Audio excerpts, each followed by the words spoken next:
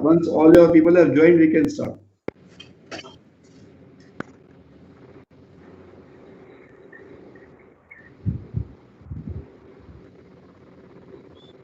Naglata, we are ready. I think we started recording. Okay, sir, but ಅದು ಇದು ಕಾಣಿಸ್ತಾ ಇಲ್ಲ ರೆಡ್ ಬಟನ್. ಬರ್ಲಿಲ್ಲ probably it will come. Sir doctor Vallikiran ಅವರು ಮಾತಾಡ್ತಾರಾ ಅಥವಾ first? No, first you introduce as usual and then you will introduce. Invite everybody, then introduce me, then I will introduce Vallikiran. Okay. Okay. Start ಮಾಡ್ತಾರೆ. Yeah, sure. Good evening to all the viewers. I welcome sir Meko ಆಗ್ತಿದೆ. Unmute ಮಾಡಿ. Yeah, I can do it. No issues. Okay, sir. From IIT Karnataka chapter, I welcome all the viewers. Thank you all the viewers for the overwhelming response you have been giving to all our webinars. So this is another interesting and innovative webinar from IIT Karnataka chapter. I wholeheartedly thank Central IIP President Dr. Piyush sir and Dr. Basavaraj sir for all their support, and I also thank the Central ID chapter president and secretary for their support. This program is being held in association with Karnataka chapter of IIP. I welcome all the viewers. A special welcome to the stalwarts of IIP who have joined here, Dr. Geeta Patil madam, Dr. Kishore sir, Dr. Jagdish sir, Dr. Sumita madam. All of you have been joining all our meetings and giving you all your valuable input. Thank you for so much for all these. Now this is a unique topic, and we have a very eminent and a speaker who mesmerizes and gives you simple and we always remember all his take-home messages, and then every patient we see, I think we can visualize all sir's talk. To introduce the speaker and the moderator, I welcome Dr. Ravi Shankar sir, who is the president of IIT Karnataka chapter. Please introduce our eminent speaker for the session, sir. Thank you, Dr. Naglata. Samir Dalwai, my great friend. And as Naglata told, he mesmerizes everybody. Every time we speak, we listen to him, we'll forget that time. Though we have given 30 minutes, sometimes it will go up to 1 hour. So that is the way he mesmerizes everybody, forgetting everything. And fantastic developmental pediatrician, and he's also assistant treasurer last year of the IAP, Central IAP. And done many workshops, and fantastic speaker with all the hi-fi connection. Whatever the IAP can do, through him we can get it done. So many things I can tell about him. He's there today to talk about the what the psychological problems in the children.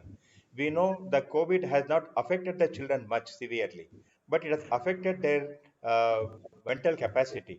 They are so much afraid of the things, and they are afraid to talk. What will happen to their parents? What will happen to their friends if they get the COVID? What will happen to them? And the schools are not open. So many ways they are affecting. So this point we are already we have forgotten so many times about it. We are already bothered about the COVID in the adults and bothered about that one. But what exactly is happening in the home with our children? We always forget about it. So Samir Dalwa is the best person to discuss about those difficulties our children are facing. I welcome him. And meanwhile, I welcome Dr. Vallikiran, who is the psychiatrist. He has done his MBBS from Mysore Medical College and MD psychiatry from the Nemans. He is also seeing a lot of cases with the children who are facing the COVID problems psychologically. He will moderate the session, and anything he'll add on, and he'll also ask few questions, everything. So he is there to the moderator session. I welcome Vallikiran. Please unmute Vallikiran, and you can start the session. Unmute Vallikiran. Unmute.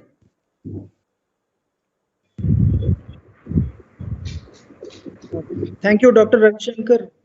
Thank you, sir, for giving me the opportunity to be present in your session. I welcome the speaker, Dr. Samir Dalwai, and I also welcome all the delegates and all the members, especially the senior stalwarts of IAP. So I think without much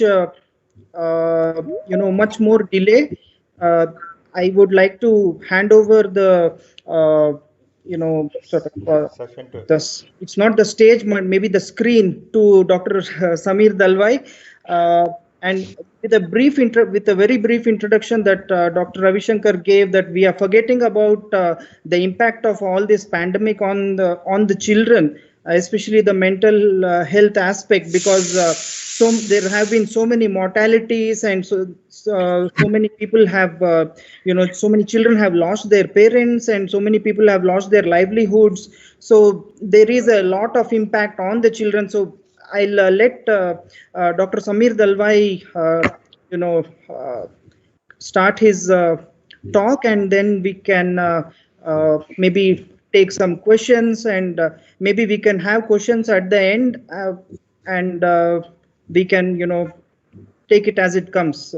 So welcome to the speaker as well as everyone who's attending again. Sir, Dr. Samir, please. Thank you, Valikeran sir. Just to add on to credentials of Samir sir, sir is the recipient of Government of India's Rajiv Gandhi Manav Seva Award for Services of Children in 2012. Sir is the director and consultant New Horizon Children Development Center in Mumbai, which has a multidisciplinary team with 5 centers and online intervention programs. So this is just to add to whatever it has been introduced about, sir. I welcome you, sir, and we hand over the session to you. Good evening. Am I audible and visible? You are audible, sir, not visible. Yeah. Am I audible and visible both? Yes, sir. Yes. All right.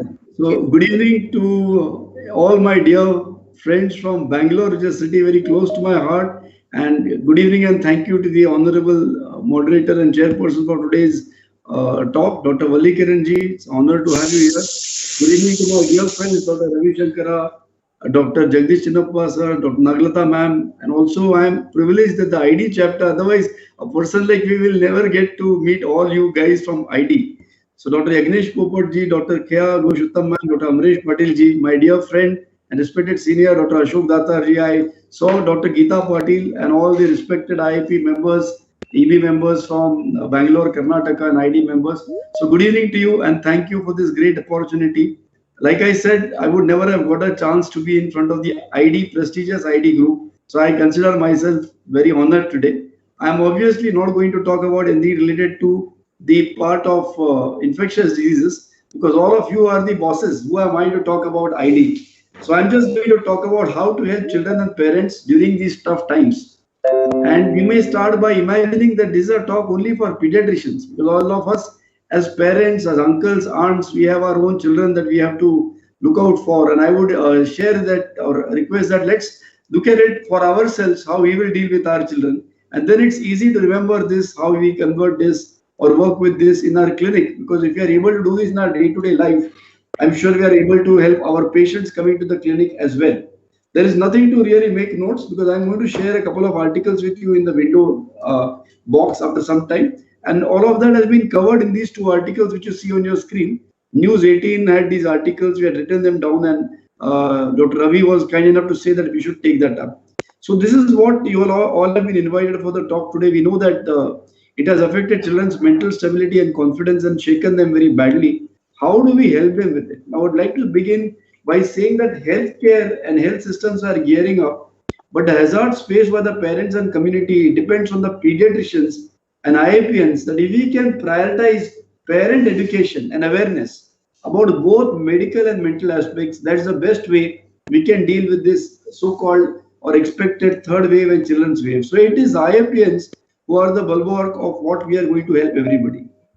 To start with, we must understand psychosocially what has been the impact. And Dr. Bakul Parekh and myself have written on the President's page in December 2020, and you can see the copy there, that prolonged isolation and departure from the routine along with a sense of fear and gloom because of loss of life, especially in the second wave.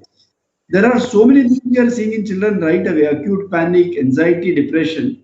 Even if it's not something so severe, irritability, inattention, children are complaining of boredom, they're showing some kind of rigid obsessive behaviors. There is a very important fear of COVID-19, paranoia, sleep disturbances, post traumatic stress disorder, especially in the second wave. Also, in the last 1.5 year, due to increased screen time, primarily because of education. Online education, online screen time has caused gadget addiction, headache, dry eyes. There is weight gain, sleep disturbances, easy distractibility, poor attention span, and even academic underperformance, teacher bullying other children. All these is being seen very common. Children below 5 years of age have particular manifestation, and we must remember to look out for it and ask parents for it. So they are showing more attention seeking and regressive behaviors like clinging to the mother all the time, not even allowing the mother to go to the washroom. She has to, whole day the child is sticking to her. Sir, could you just make it full screen, sir? It is not. I have full screen. Yeah, it is not visible as full screen. Okay. Now? No, sir.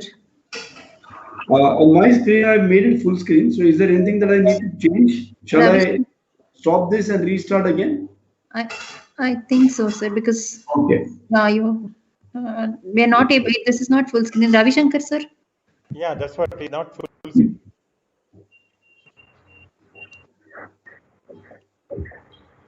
Okay, let me try again.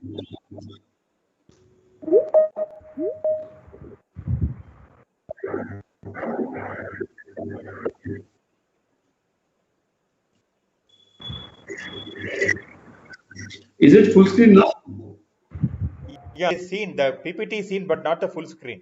You make it full screen. I mean, the presentation mode. Presentation mode. What I mean. I have okay. Go to that hourglass, in the right lower corner. Click that one. Yes, I have done it, and on my laptop I can see it as full screen. See it there, huh? Okay. Start from the beginning. That also you can do it. Yeah. Not in our screen. It is not there. It is not full screen. Is it readable? It is readable. I mean, it is visible and readable. Both are there. So but not the full screen. No, I mean, if it is not happening now, let's not worry. I will speak about it, so maybe you can just okay. do that. So, what are the signs that we need to look at and specifically ask parents? And I'm going to divide into age groups: below 5, 6 to 11, and then the adolescents. So, like we mentioned, we are seeing a lot of regressive behaviors like thumb sucking. Children who were earlier dry by night and now started bedwetting, increased clinginess to their mothers and parents, and they are not showing a good focus. They're irritable, cannot engage in playful activities they were doing earlier, more fussy and demanding as compared to pre-COVID times. They want to be carried around or fed by the mother or the father or carried around by the parents. So this kind of attention-seeking and regressive behavior is being seen, and we need to ask for it because these could be the subtle signs. Between 6 to 11 years of age, now these are more independent children. So now the parents are leaving them alone and they're all getting addicted to gadgets. So spending a lot of time on gadgets, then misbehavior. My child was so well behaved earlier. Now suddenly he started behaving very mischievously. His oppositional defiant behavior, temper outbursts, and many mood swings are being reported by parents. Sometimes the child is very sad or very angry or very withdrawn. There is a big disturbance in the eating pattern of children below 6 to 18 years of age, leading to either weight loss or weight gain. And again, sleep disturbances because they are not playing enough, not physically tired, plus addicted to gadgets. So sleeping is a big issue. The worst problem is perhaps in the adolescents, and we must understand and expect that there will be severe mood swings in them. We will see irritability, anger, and aggression in our teenagers. And this is what we need to understand ourselves, explain to the parents, because they are going through poor self-esteem, struggling to experience pleasure, staying aloof. They have issues about relationships, missing their peers in the school. They have problems with poor self-care. Appetite has gone for a toss. Sleep and weight issues. All these, if you see them as a cluster, you should remember that we could also be dealing with depression. Of course, more and more addiction to gadgets, academic underperformance, that leads to greater stress from parents. Well, and you need to be particularly watchful for words or actions showing a tendency of self-harm. Now, this is a red flag that you have to watch out for. But friends, every dark cloud has a silver lining, and even COVID era is not without its shares of benefits. In my experience, families who are well adjusted and organized even before the pandemic have seen them come out even stronger. Those children are even better. And families who recognized the problem early last April and said, "Oh, we need to now get our time together. We need to prepare." And what they prepared, I'm going to share with you ahead. Some basic rules, some guidelines help them organize their day better. So the first thing you must understand is nobody knows how many days is going to last. Last April we thought 2 महीने का काम है, अभी तो it's gone on for a year now. People are saying third wave, fourth wave. So staying indoors for months on end actually helped them heal old wounds and discover new interests and ways to cohabit. People who and couples who had never really spent so much time together. And the whole thing boils down to taking this up as an opportunity, as a challenge. In fact, let me share with you, children with autism who were coming to us before and who, in fact, who had this parental counseling have decreased better. Have increased and are doing much better because they got more and more time with the parents at home. So all these suggestions will help us deal with our children as well as guide our patients better. And the first thing, and I'm sharing with you only that which I have done. There's nothing like a cut, copy, paste here. All of this is in the article that I wrote. The first thing we tell children or families, even with special needs or otherwise, is best is that you start with making a schedule for your child. Decide what time the child should wake up. That's when it starts. So it can be 8 o'clock or 8:30, but it cannot be 8 or 8:30. Decide one. Actually, write down what is the daily schedule for the child, and write it down in a sequence. See, younger children who are 3, 4 year old children, children who are having special needs, they may not understand the clock, but they understand what is to be done after brushing teeth, washing the mouth. After that, sitting on the potty. After that, taking a bath. After that, wearing clothes. After that, maybe prayer. After that, breakfast. So yeah, after that, the concept na iske baad kya? That every child starts understanding. And once the child starts knowing that in the whole day, everything that the child likes and does not like will all be there in the schedule. So the child starts this concept of anticipation. He looks forward to the things later on in the day that he's going to get. And there is predictability. Even the thing that the child doesn't like, he can predict that this will get over. And if he's not getting something that he wants, he knows he's going to get it later. This actually helps. I can't tell you how much it helps even children with special needs do better. So this should be very useful for every child, and this should include the child's activities of daily chores. So basically, brushing the teeth, taking a bath, the potty, wearing clothes, eating. These things should be very important, and allow the child also add household chores in this. I cannot tell you how important and how wonderful results you'll see. So make the child help in the cooking, watering the plants, playing with siblings, depending on the developmental age of the child. And always remember to appreciate and reward the child. Simple things like the child has helped you in getting the potatoes from the basket where they are kept and the onions, and you cook some kanda poha as we do in Maharashtra here. And then the father is there and everybody, grandparents are sitting down and they're eating that salad. The mother says, all of you are eating this salad. You know who made this salad? Rahul made this salad. The moment Rahul hears that, there is a huge ego boost. Ki I am feeding everybody in the house. The moment he has this ego boost, guess what happens? Next day, mommy tells him, get some potatoes, get some tomatoes. Rahul wants to jump and do it. So this is very important because this is what makes a child have a much better day.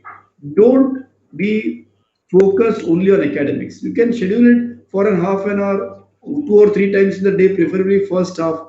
And in academics, especially the older child, don't teach something new. Revise with what the child has been taught.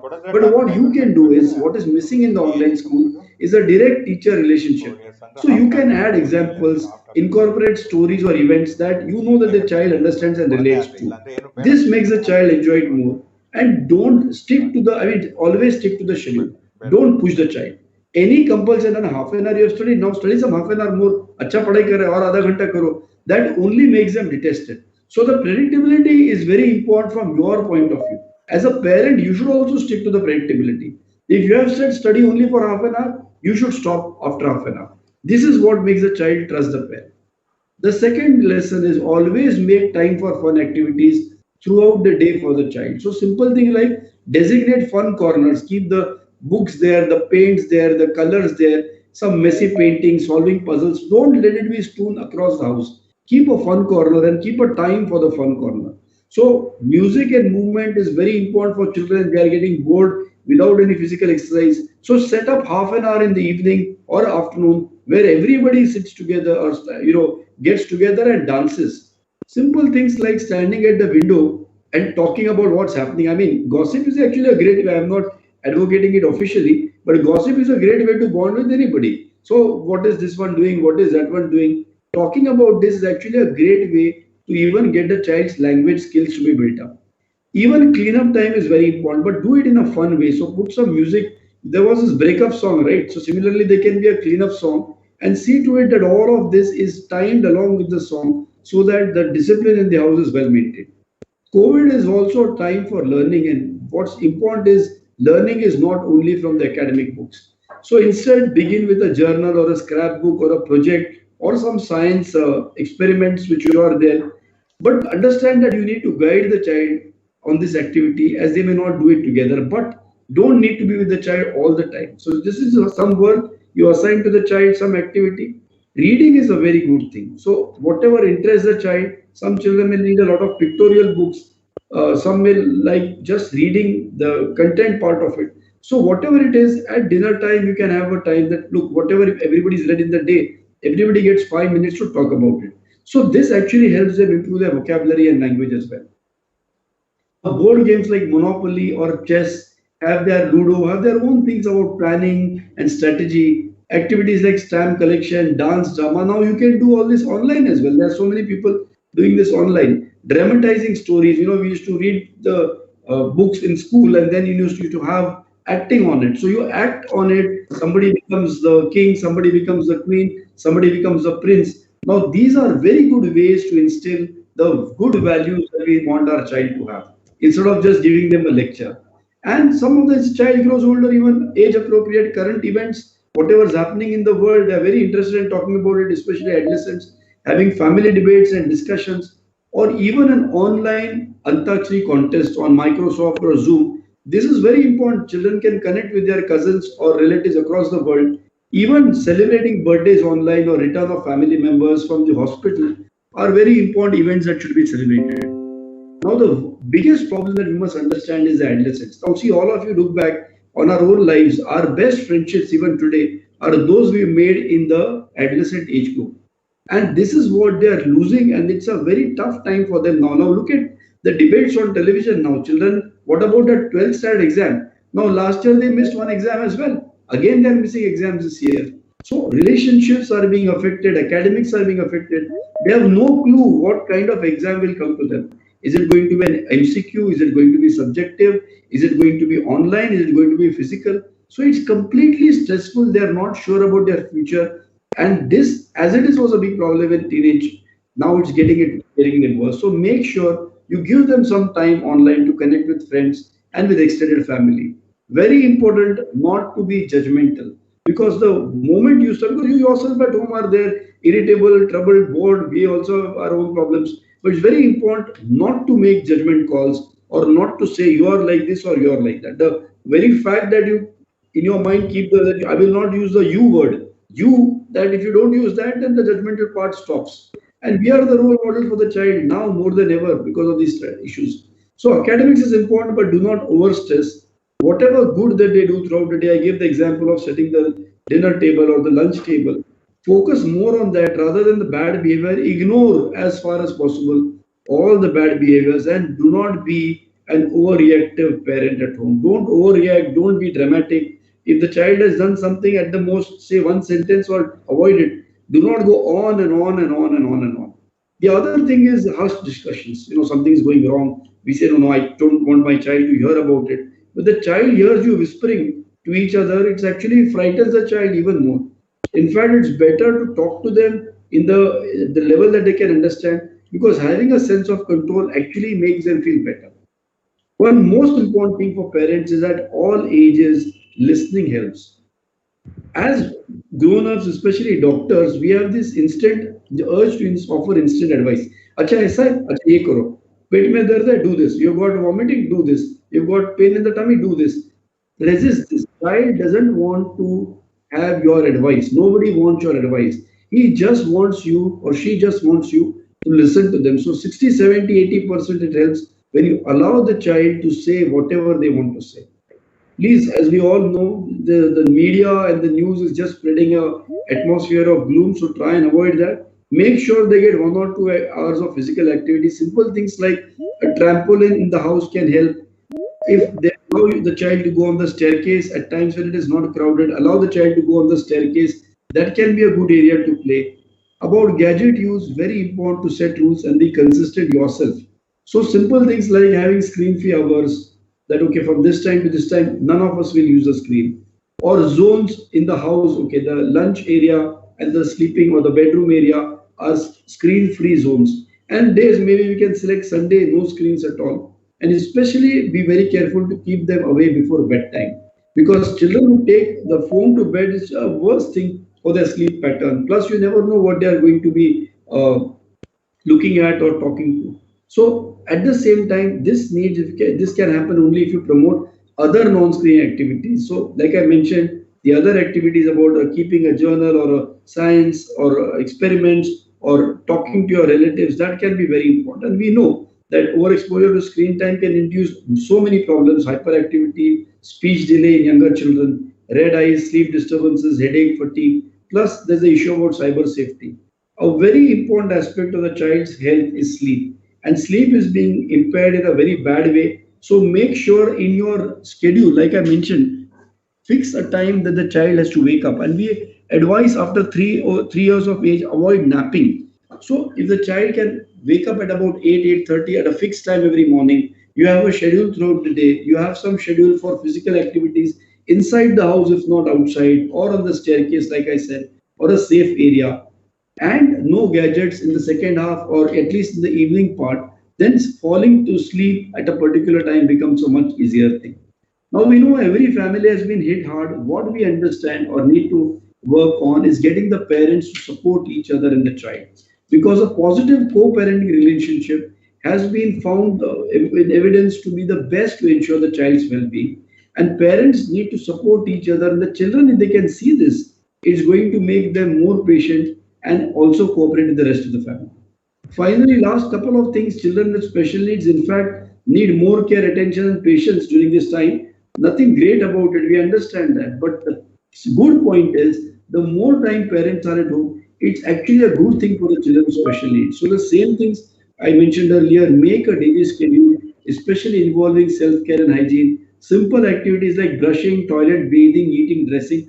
You need to write it down as a parent because someday in the morning the mother may be at home, someday the father may be at home. The schedule should not change.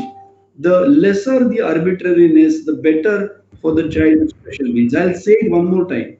The less arbitrary the household, the better it is for a child with special needs. Because then the child can predict better. And involve the child in household chores, as we mentioned, is an extremely important way to make the child learn language, make the child learn fine motor coordination, as well as develop a good confidence and self-esteem. And that's where the appreciation comes in. The last part I'm going to talk about is the issues about how to break the bad news and how to help the child with bereavement and grief. Because especially in the second wave, there are so many children who have lost their parent. The other parent may be in the hospital, and hence family members themselves are calling and asking a consultation. How should I share the news with this child? So I've been advising them that break the news to the child under the normal course of events as gently as possible. So somebody is in the hospital, let the child know that that person is in the hospital. If somebody is in the ICU, that helps the child understand and prepare that things are going on a particular course. But of course, you have to speak as gently as possible. Don't be too blunt about it. And fortunately, in our culture with spirituality and religion, all of us have certain explanations or the other that when we are, how are we able to say at a younger age, we would say that the person has gone to God's house or the person is a star and he can see us from there. And though we may not be able to see that person, he is still with us. He thinks about us. She is thinking about us. She will always wish us well. And we have to, all these things which are culturally appropriate need to be done. The question that I was asked is, what do we do about the last rites? So, well, if the child is comfortable, allow the child to participate in the last rites, because that's the way of the child to come to terms with the situation as well, and how the whole society deals with it. But do not be judgmental or pressurize the child. Oh, you have to do this. I've seen families come and say, Doctor, this child didn't cry only. We wanted to make him cry. We tried to tell him, no, you must cry so he'll feel better. For God's sake, don't do all this. Every child expresses grief in a different way. Let the child choose to express the way the child wants. Some will cry out, some will burst out crying, some will not, some will speak a lot, some will not speak much. But at all times, it's important what you do.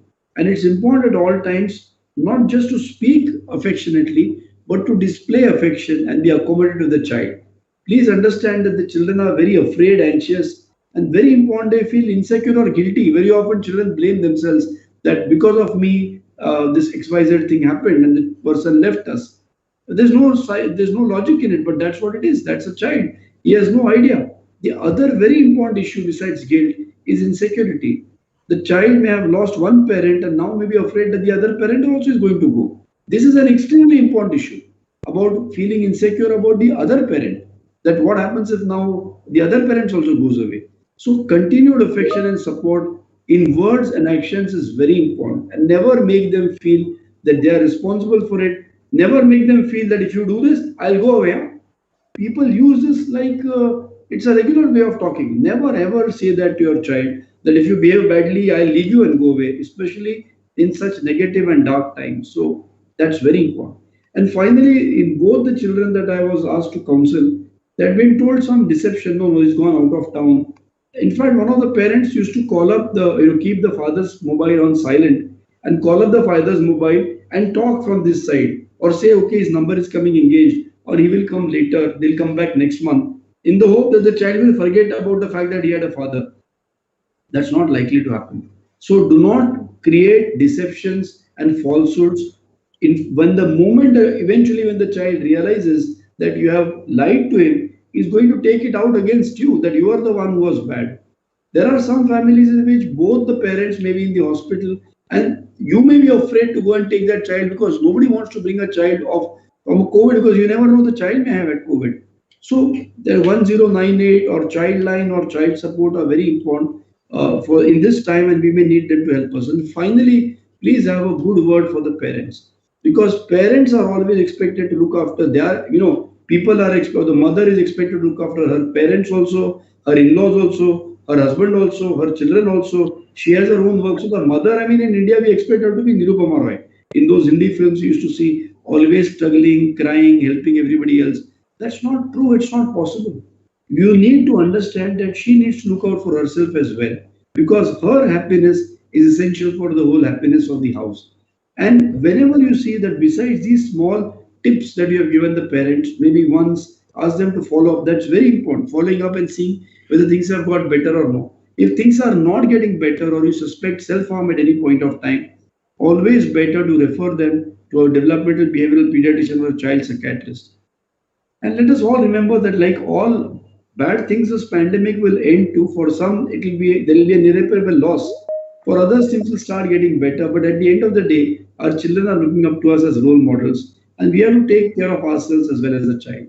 So there is no one particular thing that helps. So we must always remember that learning to be optimistic is the most important thing to survive parenthood. And at the end of the day, Calvin and Hobbes, this is what the child always feels, that nobody really loves a person. So if you can be that one person who the child feels really loves you, then you don't need to invent, the child doesn't need to invent an imaginary friend. All of this work that I've shared is only possible because of the excellent work with my team at New Horizons Child Development Center in Mumbai. And I thank you for a very patient, giving me the opportunity to speak. And I would love to answer any questions from any of you. Thank you so much. Thank you to the organizers once more, to all my dear friends. Thanks. Thank you so much, sir. Being a mother of 2 children, I can relate so much to whatever you have spoken. Believe me or not, my 12-year-old son was actually listening to your talk fully. And then he said, I really love that doctor for all the advices he has given in the end. I think that sums up your talk. It's always educative, comprehensive, and to the point and lot of learning curves for us. I welcome others to share feedback or queries. Hello. Samir, tell me, you. Yeah, thank you, Unmute, Dr. unmuting. Suddenly, Samir. It what was happened? an excellent talk. I, being a psychiatrist, actually learned a lot, and I made my own notes. So, for the sake of the rest of the audience, I could sum up a little, probably at the end of the the whole discussion. But I would open it up for questions or comments from the other members Hello. in the discussion group. Anybody Added. has Added. any questions for Dr. Samir, or has any comments, or maybe some of their experiences that they could share, please?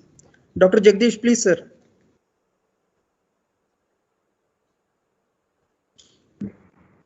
Thank you, Samir, for an excellent presentation as usual. And thanks to Ravi Shankar and Nagarata for organizing. Jagdish, Can you hear me? Jagdish, wait. Samir has left there. He's going to join now. All right. Okay. I think he has joined. I don't know Waiting in why the he lobby. suddenly You have left. to- I don't know. Suddenly he No, left. no, you have to let him in. You have to let him in, I think. I have left him. I have let him.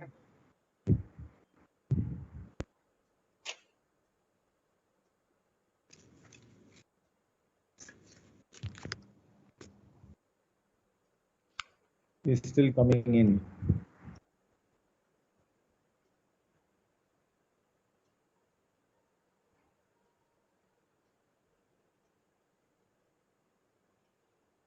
Samir, what happened? Hello?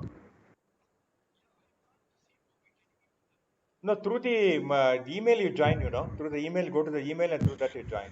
Because I'm trying to add you, but it is not at all happening. Something wrong there. It is happening there. Yeah, through the email you join.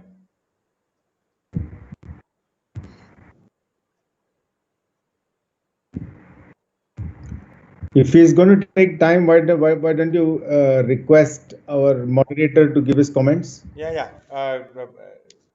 Kiran, please go ahead. Yes, sir. So I was listening to that talk by Dr. Samir with a lot of interest, and I did make my own notes. So I being a psychiatrist, I still found some of his points as interesting and practical and very useful, and that only goes to show that these points and these things can be learned only by doing, and cannot be learned just by sort of reading. And so it shows the work that Dr. Samir has been doing with us, and then maybe we could have some discussion till he comes, and then once he comes, then we could hand the sort of stage back to him. So he said that we should have a schedule, and the schedule is very important so that the child knows that there is some predictability to the day, because the children are sort of afraid of it in activities like cooking, and there should be movement, and activities should be innovatively clubbed with some songs. And he gave an example of a cleanup song, and there should be some kind of online socialization, because the children are sort of feeling very lonely because they're missing their friends, etc. And as parents, we should not overreact and always have have a sense of control, listen to the children, encourage physical activities, have screen-free hours, zones, and screen-free days.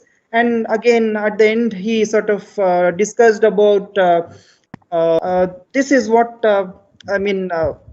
Sort of, I've tried to summarize his talk, and so people who want to sort of comment or ask questions, and maybe they can go ahead, and then let's hope that he's back as soon as possible. Not there. Yes, can Samir, you you hear are me? there. Can you speak? Unmute yourself. Yeah, I can hear you. Can you hear me? Yeah, we can hear you. You are there. Okay, great. Yeah. Thanks. Thank you. Any questions or any comments? So, if I can come in here, if Please, sir. Dr. Jagdish, please come in. Yeah, I think very, as usual, an excellent talk by Samir and very good comments by our moderator. Thanks, Ravi and Naglat for the invitation today and organizing such a lovely program. We have had our share of psychological problems, and we have tried to classify them into basically a couple of ways. Some of our children have come with somatic complaints, very common abdominal pain, headache. In fact, one child came with hematuria, and the point is, we were wondering what this hematuria was, did every possible test, and finally found out that he was putting red ink in the toilet. So something like a Munchausen syndrome, basically to get attention. So we have had a couple of suicide attempts. We have had children who have been in the emergency unit with hyperventilation because of anxiety. So basically, large number of children with psychological problems, and we have tried to classify them into three groups. Either these are somatic complaints, or they are internalizing solutions, like for example depression, etc., or externalizing like tantrums, behavior abnormalities, etc. And of course they could be emotional, behavioral, or cognitive. Some children have gone through what is called as cognitive regression. They just don't want to study, and they go back again. Now, one of the things that we have been doing is that we have two psychologists who work with me in my clinic, and we have been doing online consultation with them for the last probably 8 to 10 years now. And we try to study whether there was a pattern of increase during this time. And surprisingly, we found a very small increase during this pandemic time compared to the pre-pandemic time. And that may be because many people don't want to do teleconsult on these matters. So that may be one of the reasons. Another important thing which has happened is my wife Aruna has set up what is called as a parenting group, which meets twice a week for about a couple of hours on Zoom.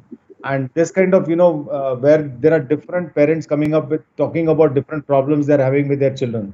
So when they share their problems, it becomes easy for them to find solutions within themselves, because one size may not fit all. So the solutions come out from within themselves. So the support groups are extremely useful, and we can run the support groups from anywhere because of Zoom. So just invite maybe whoever is interested, join in, discuss their problems, and they themselves will find the solution. And in fact, a couple of our psychologists also join into this support group meetings. So these are some of my thoughts which I thought we could bring it to the table. Yeah. Samir? Yes, thank you so much. Yeah, please. Thank you. Yeah. Yes, sir. Please go ahead. Samir, go ahead. You put your video on if you want. You are seen then actually. Yeah, my video is on. Yeah, okay, you can speak now. Yeah, no, so thanks, Dr. Valikiran and Dr. Chinappa for excellent comments. I completely agree with what you have said. I think Dr. Kishore has something to say. Dr. Kishore, please go ahead, sir. Yeah, that was wonderful, Dr. Samir, and nice summation by you and Dr. Jagdish, who's been doing this for years on end. The way he brought out that parenting group and thing, it's an excellent idea, Jagdish, that you brought out. Well, I will talk about a very hot potato now, in the sense that what Samir has told about regulating children's activity in the day. Well, I think there should be an addition of a little spirituality in the whole process also, depending upon the religion that you follow. Prayers or some sort of these things, everyday activity will probably soothe not only the children, but also will set a discipline among them. We have our own rituals and etc. But then adding on some scientific background to these particular things that are there. You can follow any religion, but then some amount of spirituality will bring in a lot of solace, not only to the parents, but also probably could discipline the children. Like, say, we have the practice of yoga, we have the practice of pranayama, we have the practice of prayers, we have the practice of some rituals. Every one of us has his own way of looking at it. Spirituality in these hard days will probably add a little of some discipline. Let us not look at that religious angle, but at least in a small spiritual and a scientific angle too. But maybe that's a small take home from my side. Thank you. Thank you, sir. I think that's a very important point because, as we know, there is a lot of uncertainty about the whole thing in everybody's minds, including the adults and especially children. So, bringing in this angle of spirituality and prayer helps us in having an illusion of, at least an illusion of Yes. control. So that sense of control is sort of restored to a large extent, using prayer and spirituality, and as you said, the breathing exercises like pranayama and practices like yoga and meditation definitely promote mental health. So I totally agree with that, and that's a very good point. Also, a very good point about parenting groups by Dr. Jagdish. So that's a very important point. I mean, also the point about how children sort of manifest their symptoms, not directly but indirectly, in somatic, in the form of somatic symptoms or attention seeking behaviors like this Munchausen syndrome or etc. So that those are like very important points, especially the parenting group points is a very important thing, and I think these are very easily implementable practical tips that if we sort of take initiative among our own patients and clientele, then it can go a long way in making things better for everybody around us. Yes, madam, please. Sameer, are There you Yes, there? yes. Can you hear me? Yes, comment. Yeah. So there is a question on chat box. Can I go ahead and Yeah, ask? please, Lata. Yes. How to prevent abuse, domestic violence because of lockdown, school closure, and financial problems is the question, sir. So if that's the how to prevent domestic violence, actually it's a police's job. But what we can prevent is what are the factors leading to the frustration and the person indulging in domestic violence. Why I answered that way is because the message should be very clear. There is no negotiation or no excuse or justification for domestic violence or abuse. That message should be very clearly given. But at the same time, we can try and see what are the factors that lead to that. And there are clearly two types of factors, those affecting the parents, those affecting the child. And that's where it's important to know that many children with developmental disorders or even with borderline developmental disorders, especially children with ADHD or hyperactive behavior, impulsivity, inattention, they end up getting abused a lot because especially now when everybody is confined in the house and everybody has to be in face of each other, it has led to a lot of physical abuse on children with special needs, children with autism, children with intellectual disability. On the other hand, even children with learning disability, because they are not able to perform well, children with inattention are not able to perform well on online school. So that is leading to a lot of violence. Finally, it is also the issues about the parents, job loss, financial issues, not being able to get with the along with each other as spouses in the house. All these things are added to frustration, and it comes out in violence against the woman or the children. So eventually, no tolerance, zero tolerance policy for it. But what we can do is to help by identifying the right features. And if the child has ADHD or a hyperactive child or a behavioral issues or a child with autism or intellectual disability or academic problems, then that's where the importance of the pediatrician counseling the family and giving them the right support and referring them to the right person is very important to bring down this abuse.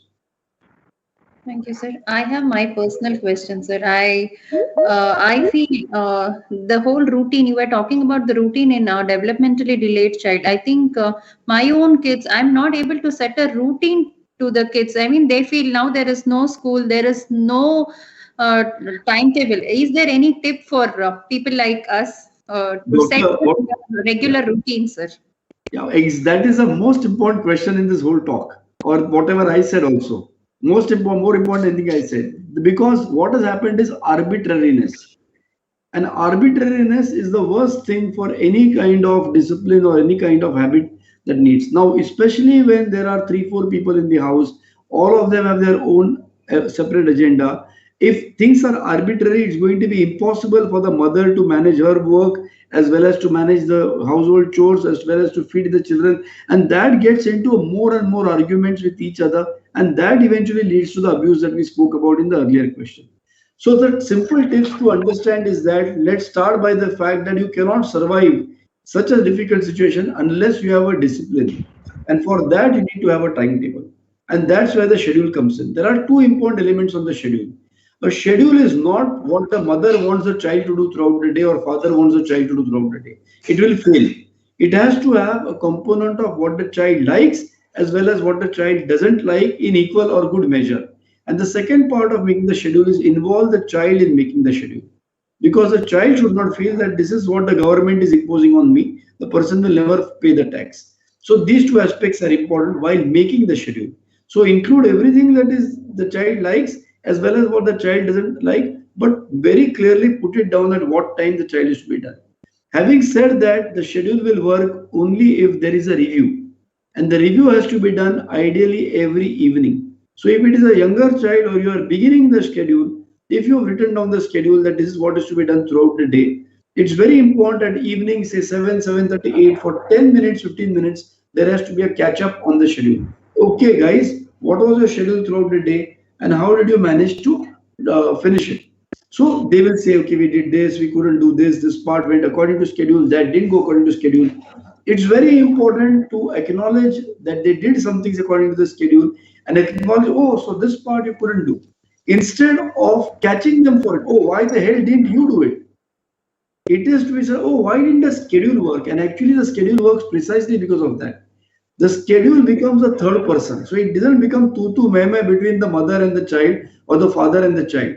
It is now the schedule which has to be blamed or the schedule which is making us do all this. It's like the tax principle. The government introduces the budget. There is lots of debate, this and that. People say whatever, the different parties, everybody else. At the end, the budget is accepted and then everybody follows the budget.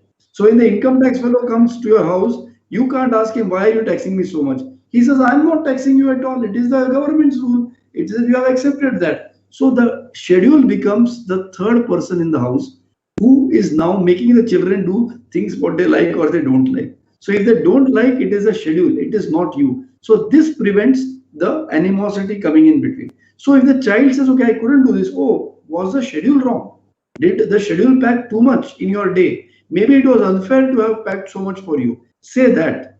And then go through the time and then say, okay, tomorrow we'll change this in the schedule.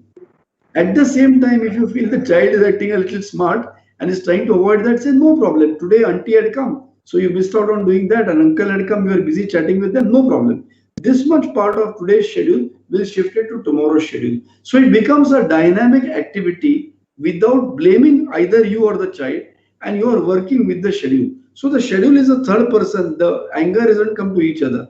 And actually what you are doing is helping the child to deal with his limitations or her limitations and get better day by day by day. I cannot tell you that there cannot be a better tool for parenting and childhood more than scheduling. And you have to do it like the corporates do it. It's a question of giving feedback. So in the corporate world, and I think Jagdish Bhai will give it a better explanation, when you give a feedback about what somebody has not done, the intention in your heart should not be to criticize the person or to make him feel bad. Very often we say, I will tell you 10 bad words so you feel bad about what you did. It never works because the person's anger will be directed against you. Your feedback has to be, okay, you couldn't do this. Let us see why you couldn't do it. And let us see what we can do to help you do it. When you come up with a feedback on this basis with the child, then the child automatically comes on to your party. And that's how you are able to effect this. So doing this in the schedule is very important. Last comment, over a period of time, the child learns two things that I referred to. One is anticipation, second is predictability. People who are on a job, we work 31 days in the hope that on the first we'll get a salary. So for 31 days, we go according to what the job tells us to do, what the boss tells us to do, what we have been told to do. Why? We are anticipating that on the first we'll get a salary. But it's equally important that the salary is given on the first. If the parent or the boss says, no, not on the first, maybe 10 days later, maybe 5 days, then all of us will say, check it, I want my salary every evening. Then we are not willing to go by the rules because there is no predictability. So anticipation is what the child learns. Predictability is what the parents have to practice. So the child can trust, okay, if I have to study for 45 minutes, after that, I will get to do that activity which I like. He can anticipate that I will get a good thing later. That brings in that maturity or delaying that instant gratification that we want from the child. But on your side, you have to be predictable. You have to deliver what you have promised the child. If you don't, next day the child will not follow the schedule. Thank you so much for that elaborate. Dr. Samir, that was excellent. Jagdish, please go ahead. Yeah. Yeah. Yeah, I think that was excellent. Just a couple of things. One is always the child in the schedule making. And the second thing is the parents also follow schedules. If the parent doesn't follow, child to follow schedules. Okay, Your so voice is breaking, Jagdish. Your voice is breaking.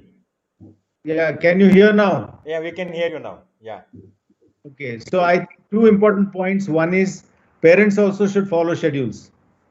Okay, so because the child is only going to learn by example. If the parent is going to do something, random every day and expect the child to follow schedule, it is not going to happen. Second thing is the child should be actively involved in making schedules. Now, just for the for others who are here today, our friends who are here today, there are excellent resources available on the net. And I think one of the resources which I've been looking at almost on everyday basis is a site called Positive Psychology. This is Positive Psychology by it's from the from Denmark by a person called as Sef Fontaine Peacock. I would request everybody to go to that site because there are so many invaluable resources in that site. Okay, and many of them are free. So I think it is better if you can go there. The other one is a very nice book on Mindsight by Dan Siegel. That is a very, very beautiful book on basically how he's a pediatrician but turned into a psychologist. And he has written beautiful books. In fact, his video is also there on YouTube. Dan Siegel, which will also give you some idea onto the psychological makeup of children at different ages.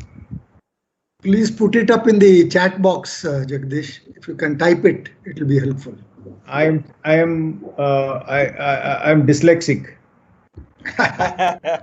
No, put it in the WhatsApp. I will do it later. Okay. Put it in the WhatsApp in the academic group. I will put it later everywhere. I have shared two links. I have shared two links of the articles which have been published recently so that people who want to refer to it later or share it with the parents or patients can do that. Samir, you put it in my WhatsApp, in my this WhatsApp, this one, I put it everywhere. Because Yeah, I've put it once on you the close, chat it box may go also. off. That link off. That's the reason. Okay, You send sure. it to me. I will send it to everybody. Sure. Okay, bye for now. Thank you.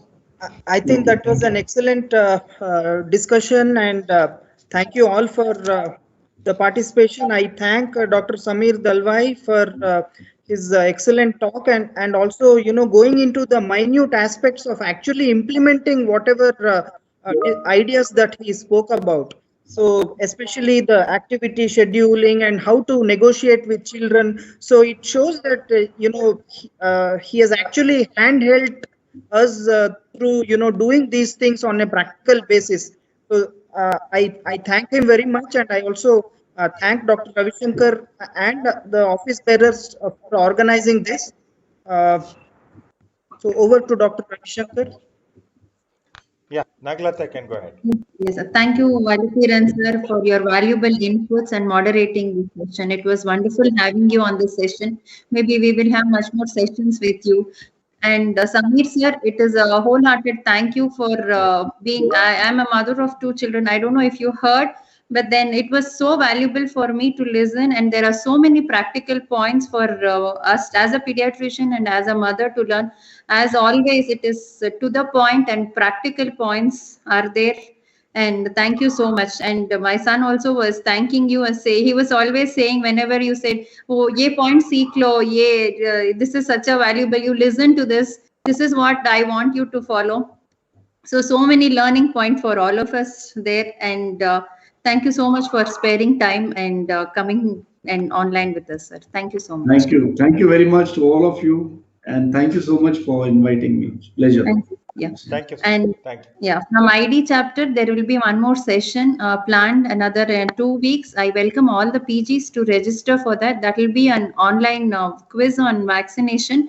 Basically, it will deal with all the questions you will be asked in Vaccine Viva. So that will be our next session. I ask all the HODs to enroll their PGs. Thank you.